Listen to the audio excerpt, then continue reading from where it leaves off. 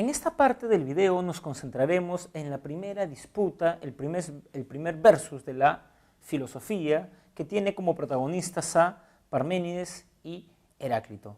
Lo que sucede es que ambos pensadores tenían tesis opuestas en torno al movimiento. Por eso existe una pregunta en San Marcos que más o menos dice lo siguiente.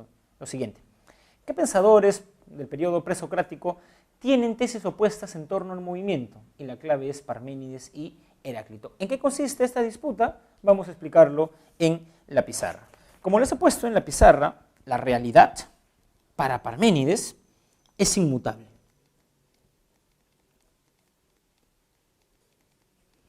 ¿Qué quiere decir que la realidad es inmutable? Que la realidad no cambia. Claro, uno podría pensar, profesor, pero yo veo el cambio en la realidad. O sea, yo veo que las cosas se mueven.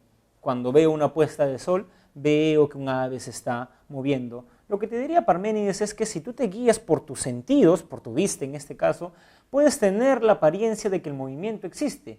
Pero si tú ves la realidad con los ojos del alma, con la razón, tú te vas a dar cuenta que el movimiento no existe. Y esto es importante, porque esta idea de que los sentidos te llevan al error y la razón te lleva a la verdad, es una idea que sigue, por ejemplo, Platón, en la alegoría de la caverna, René Descartes, y sigue a veces hasta nuestros días. Entonces, basándonos en esta nociología de Parménides, podríamos decir que esa verdadera realidad que comprende la razón y que no cambia es el ser.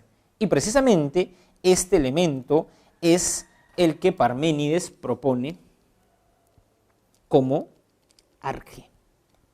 Una frase bastante conocida de Parménides es la siguiente: el ser es y el no ser, y el no ser no es. Y el no ser no es. ¿Qué quiere decir esta frase? A ver, vamos a interpretarla. Tenemos acá el ser. ¿Qué es el ser, profesor? Lo que es. ¿Qué es lo que es? Lo que existe. Muy bien. Para los griegos, el ser era como una esfera, era la figura perfecta. Fuera del ser está lo que no es el ser, el no ser, que no existe, bueno, vamos a poner acá, lo que no es, y abajo, lo que no existe.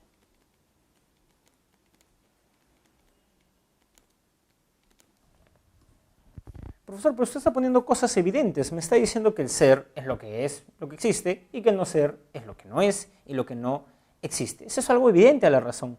Muy bien, si eso les parece evidente a su razón, van a tener que concluir que el movimiento no existe. ¿Por qué? Porque para que algo cambie, debe ir de lo que es a lo que no es. Supongamos que yo sea una persona impuntual, que ustedes lleven conmigo un ciclo presencial. La clase comienza a las 8 y yo todas las clases llego 8:15. En alguna clase el delegado del curso me va a decir, profesor, usted tiene que cambiar, tiene que ser puntual. Si alguien me dice que sea puntual, me dice que cambie, que vaya de lo que soy o de lo que no soy a lo que soy. En ese sentido, si el ser cambiase, iría de lo que es a lo que no es. Pero ya hemos dicho que lo que es el ser y lo que no es el no ser. No existe. ¿A dónde cambiaría el ser? Dice Parménides. Primera característica, el ser es inmutable, no cambia. Segunda característica, no tiene un origen, porque si el ser tuviera un origen, vendría de aquello que no es el ser, pero lo que no es el ser es el no ser, y el no ser no existe. Tampoco va a tener un final, porque si tuviera un final, el ser terminaría e iría a lo que no es el no ser, pero el no ser no existe. El ser también es perfecto, porque si fuera imperfecto le faltaría algo, no sería algo, pero el no ser no existe. O sea, la conclusión de que el ser es inmutable, perfecto, imperecedero, eterno, infinito, se demuestra de esta frase tan simple: el ser es y el no ser no es. Lo que ustedes están pensando, profesor, ese filósofo está errado porque dice cosas que vayan en contra de mi sentido común, es precisamente lo que creyó Heráclito y es la crítica que vamos a ver a continuación. Para Heráclito, la realidad está en constante cambio, devenir, fluir, ¿no? Ahora, algo importante de Heráclito, y hago mención porque fue pregunta de un examen de admisión, es que este cambio supone contrarios. Acá hay un contrario 1 y acá hay un contrario 2. Ejemplo: juventud y vejez.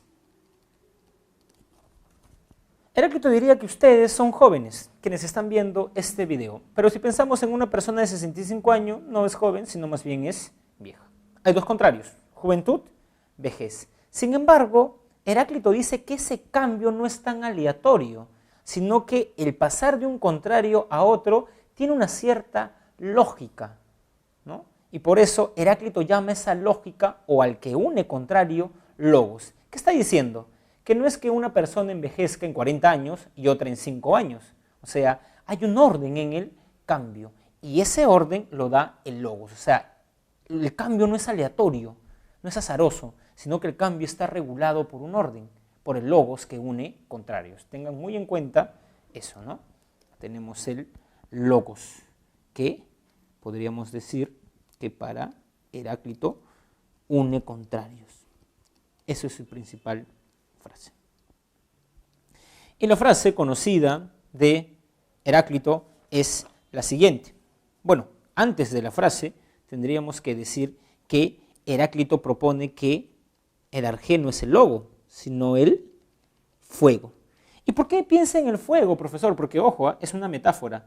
Porque el fuego, mientras se está consumiendo, muriendo, a la vez está naciendo. Y en hacerte de este nacer-morir perpetuo, dice Heráclito. Y ahora sí, hay una frase bastante conocida de Heráclito que es la siguiente. Esto lo vamos a poner con color blanco. No podemos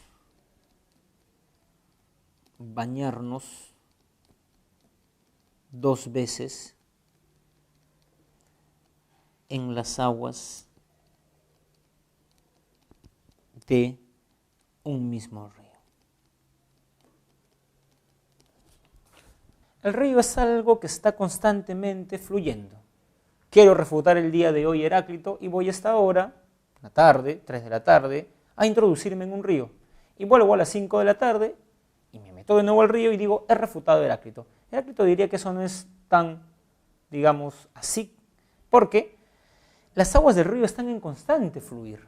Profesor, y en una laguna donde las aguas no fluyen, bueno, cambié yo. O sea, todos somos un río, todos estamos constantemente cambiando. Yo no soy el que la semana pasada impartió la clase, yo no soy el mismo que impartió la clase a comienzo de este video, ni seré el mismo cuando me vaya de acá, ni seré el mismo en la siguiente clase. Todos estamos en un constante cambio, dice Heráclito. Por eso es el filósofo del eterno fluir.